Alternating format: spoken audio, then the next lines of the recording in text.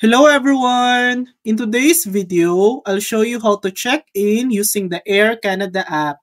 First, open the Air Canada app.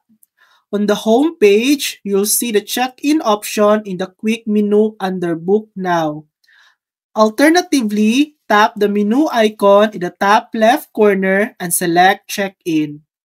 On the check-in screen, you can enter your details using any of the following: booking reference number, aeroplan ID, Air Canada employee number, and ticket number. Then, enter the last name of the passenger. Follow the on-screen instructions to complete your check-in. Once done, you'll receive your boarding pass directly in the app. Note, check-in opens 24 hours before your flight's departure, so make sure you're within the time frame.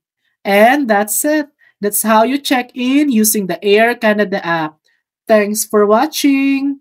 If this video helped you, please like and subscribe for more helpful tutorials.